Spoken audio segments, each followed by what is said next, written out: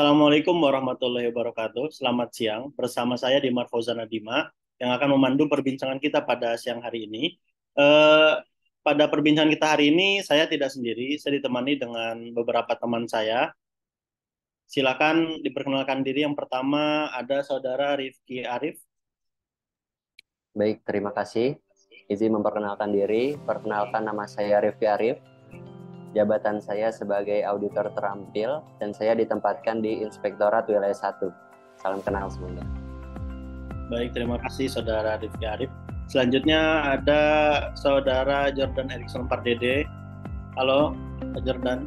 Silakan perkenalkan dirinya. Perkenalkan, nama saya Jablan Erikson Pardede. Jabatan saya sebagai auditor terampil. Sekarang saya ditempatkan di Inspektorat Wilayah 2. Sekian Mas Bimar. Baik, salam kenal Mas Jordan. Selanjutnya ada saudari Amanda. Silakan diperkenalkan dirinya. Selamat siang semuanya, perkenalkan saya Amanda Gracia Kristabel. Jabatan saya adalah Peranata Keuangan APBN Terampil yang ditempatkan di Sekretariat Direktorat Jenderal PSRH. Salam kenal semuanya, terima kasih. Baik, salam kenal Mbak Amanda. Selanjutnya yang terakhir ada saudari Nia Febrita Tanjung. Silakan memperkenalkan dirinya. Halo semuanya, perkenalkan aku Nia Febrita Tanjung. Jabatan aku auditor terampil di Inspektorat Wilayah 1. Salam kenal. Baik, salam kenal. Itulah teman-teman yang akan menemani kita dalam diskusi kita pada siang hari ini. Untuk tema perbincangan kita pada siang hari ini adalah mengenai wawasan kebangsaan. Sedikit saya berikan pengantar. Wawasan kebangsaan itu adalah cara pandang dari bangsa Indonesia dalam mengelola kehidupan berbangsa dan bernegara yang dilandasi oleh 4 konsensus dasar, yaitu ada Pancasila, Undang-Undang 45, NKRI, dan Bhinneka Tunggal Ika. Dan banyak isu yang sedang ada pada belakangan ini, yaitu di mana nilai-nilai kebangsaan Indonesia sudah tidak terlalu melekat pada anak-anak muda zaman sekarang, di mana wawasan kebangsaan yang harusnya menjadi dasar pengetahuan kita itu tidak terlalu tertanam di dalam pengetahuan kita. Contohnya, ini saya punya video menarik sebagai contoh dari bagaimana sih kondisi wawasan kebangsaan yang sekarang menjadi pengetahuan dari anak-anak muda. Berikut videonya. Bang, mau nanya nih bang. Manto, Lo tau foto artis ini gak bang? Agnes Monica, Kalau ini siapa nih bang? Luna Maya, Ini kalau ini siapa nih? Patimura, Cewek bang. Buset dah. Cik siapa ya? Lo tau foto artis ini gak sih bang? Tahu itu mah Agnes Mo. Kalau ini nih? Nah, itu mah Luna Maya. Kalau ini siapa nih? Waduh. Siapa itu ya sejarah Cut Nyadin. Siapa tadi? Cut Nyadin. Lo tau artis ini gak nih bang? Armo ya? Oke. Kalau ini siapa nih bang? Luna Maya, Sedap. Kalau ini siapa nih bang? siapa itu? Siapa hayo? Pahlawan ya kayaknya ya? Anjay. Gua nggak tahu gue, anjing malu gue. Oke, gimana tadi videonya menarik banget kan ya? Udah lucu tapi sekaligus miris gimana wawasan kebangsaan anak-anak zaman sekarang tuh yang remaja maupun yang dewasa tuh kayaknya udah mulai terkikis gitu ya, udah mulai kurang luas lah. Padahal kalau kita masih ingat kan, itu dari SD atau SMP itu tuh Maria Christina Tiahahu, dia itu kan pahlawan yang ikut perang Patimura, ya nggak sih? Ya kan? Nah, gimana nih? Itu tanggapan dari saya. Gimana kalau ya, coba, ada yang masih tanggapan nggak dari video tadi? Kalau menurut saya ya terkait video tersebut tadi ya bener sih, kayak saya merasa prihatin sebenarnya. Banyak banget video yang beredar di media sosial itu yang menunjukkan kalau anak-anak muda atau kayak yang masih kecil aja tuh kurang mengenal pahlawan nasional. Dia lebih mengenal youtuber-youtuber, artis-artis gitu. Nah ini nih dikarenakan mungkin penerapan nilai-nilai kebangsaannya kurang ya. Padahal mereka tuh penerus bangsa. Nah itu menurut aku ya. Jadi gimana menurut kalian? Mungkin saya tambahin dari Mbak Nia ya. Kalau menurut saya itu mungkin karena video atau pembelajaran dari kita kurang menarik, kurang aplikatif. Kalau anak-anak melihat dari media sosial kan itu lebih menarik kan mereka lebih mudah. Sedangkan yang mungkin kita terima dari pembelajaran di sekolah itu kurang. Ya itu aja sih menurut saya. Mungkin ada tambahan lain dari teman-teman. Baik, saya izin nambahin terkait dengan informasi yang berkeliaran di internet itu memang sudah banyak banget gitu di masa sekarang ini. Jadi menurut saya itu emang penting banget untuk memilih dan memilah mana yang berguna untuk kita dan mana yang tidak gitu. Jadi menurut saya terkait dengan video tersebut masih banyak nih yang perlu dibenerin dari perilaku masyarakat kita untuk tetap belajar terkait dengan sejarah bangsa Indonesia gitu. Itu sih dari saya. Nah, untuk ngomong-ngomong soal informasi nih, di mana tiap orang itu pasti memilih informasi itu mana yang mau dia serap, mana yang mau yang tidak dia serap. Dan itu memicu interest tiap orang-orang. Nah, bisa jadi di dalam interest itu orang-orang tidak memilih untuk menerima informasi tersebut. Atau sebaliknya, mereka tidak memiliki wawasan kebangsaan yang cukup pada saat itu, sehingga mereka itu lebih mempertahankan apa yang terjadi pada saat masa sekarang tanpa memikirkan pengaruhnya atau dampaknya, atau bahkan pada saat ini tuh adalah dampak dari masa lalu yang seperti apa sih, seperti itu kalau dari saya. Baik, terima kasih tanggapannya ya. Memang benar ya, sangat-sangat miris kondisi sekarang, di mana wawasan kebangsaan kita itu udah sangat-sangat menurun, di mana kita tuh udah nggak ingat masa-masa lalu, padahal perjuangan Indonesia merdeka aja kan susah banget ya. Nah, termasuk di wawasan kebangsaan ini, salah satu topik yang menarik itu terkait nilai-nilai bela negara ya, di mana kita mau mempertahankan rasa cinta tanah air, kemudian budaya Indonesia yang kaya ini.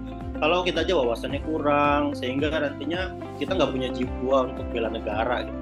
Nah, menurut pengalaman teman-teman nih, dari apa sih implementasi nilai-nilai bela negara yang mungkin kalian tahu, atau mungkin dari pengalaman kalian, atau kalian pernah lihat gitu, yang mungkin masih kalian ingat?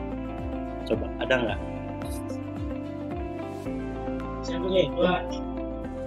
Aku boleh deh, aku pengen komentar. Ya, kalau dari pengalaman aku ya, karena aku baru kemarin tuh dari Museum Batik.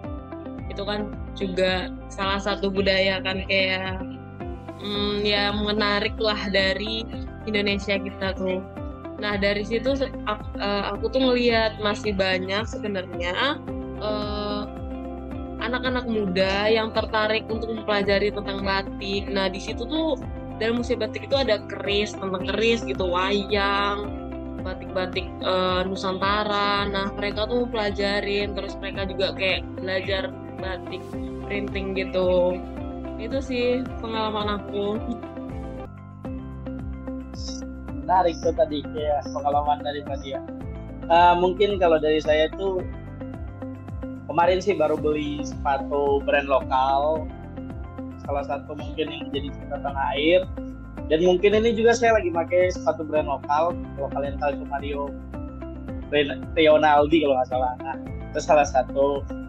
Terus yang kedua mungkin menjaga kesehatan atau gemar berolahraga. Ya akhir-akhir ini lebih sering olahraga. Itu sih mungkin dari saya. Wah, menarik banget nih pernyataan dari Mas Jordan nih. Kalau saya setuju banget ya bahwa kita itu perlu untuk cinta produk lokal gitu. Kalau dalam diri saya ini, saya biasa itu nerapin belanja di UMKM gitu. Jadi pedagang asongan gitu. Untuk apa? Untuk membantu menggerakkan perekonomian negara gitu. Karena itu masuk dalam salah satu komponen perhitungan PDB atau produk domestik bruto.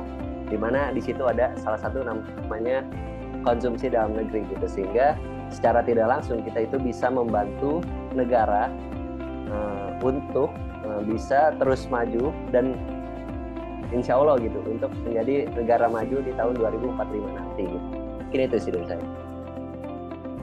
Kalau dari pengalaman saya pernah ke museum namanya Sono Budoyo di Yogyakarta, yang dimana di sana itu disajikan beberapa budaya kebudayaan Jawa yang disajikan dengan cara adanya integrasi dari teknologi-teknologi yang berkembang pada saat ini seperti AI atau hologram, yang dimana kita itu penyajian kebudayaannya itu bisa eye-catching ke masyarakat kita di lokal Jogja, dan juga turis asing juga tertarik untuk ke sana, ya seperti itu.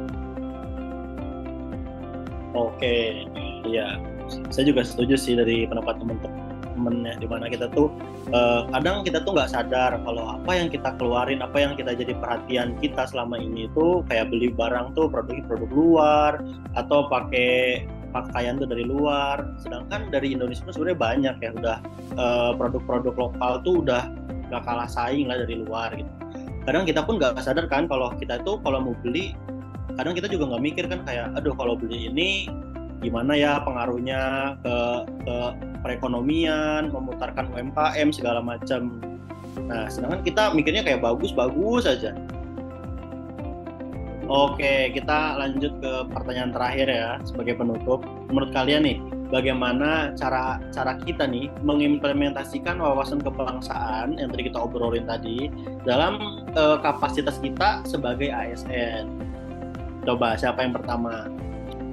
Oke, untuk melanjutkan jawaban saya yang tadi, dengan cara meningkatkan birokrasi melalui pelayanan publik, yang dimana kita harus melayani masyarakat dengan baik, sehingga pemerintahan kita jauh lebih baik dari sebelumnya, seperti itu. Kalau dari Jordan bagaimana?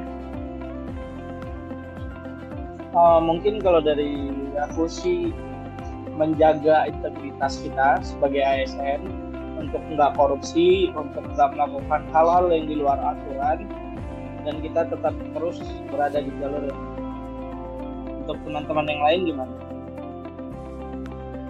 Kalau dari aku ya sebenarnya ini hal simpel sih, hal sepele banget yang sebenarnya bisa diterapin buat pengimplementasian wawasan kebangsaan, kayak misalnya penggunaan bahasa Indonesia tuh, karena kan kita di pusat nih di mana beragam suku dari berbagai daerah bercampur, jadi ya penggunaan bahasa Indonesia itu harus selalu diterapkan, serta juga kayak tidak ada diskriminasi antara mayoritas kayak ya agama, suku, ras lah. Nah itu aja sih kalau dari aku. Oke, nah saya izin melanjutkan ya terkait dengan implementasi saya itu, saya fokus ke apa yang bisa saya kendalikan gitu. Jadi saya itu biasanya bisa menjadi pribadi yang lebih disiplin, kemudian juga menjalankan tusi dengan baik, dan kebetulan tusi saya sebagai auditor yang nantinya itu bisa membantu dalam meminimalkan kerugian negara gitu. Seperti itu sih dari saya. Oke, terima kasih teman-teman semuanya, jawabannya keren-keren banget. Jadi kayak intinya kita itu menerapkan wawasan kebangsaan kita ini dari diri sendiri ya. Kita harus menjalankan tusi kita masing-masing, kita harus baik dari diri sendiri, kemudian nanti kita bisa memberikan dampak yang positif kepada instansi kita masing-masing. Kita menjadi agent of change, jangan sampai kita malah jadi pelaku-pelaku yang mencoreng nama negara, nama institusi, dan pemerintah. Oke, mungkin sepertinya kita sudahi perbincangan dan diskusi kita pada siang menuju sore hari ini. Kita dari kelompok 1 mohon maaf apabila ada kekurangan. Nah, terakhir pantun dari saya, di Irian ada burung cendrawasih. Sekian dan terima kasih. Satu pantun lagi di kolom dikunya. Assalamualaikum semuanya. Dadah.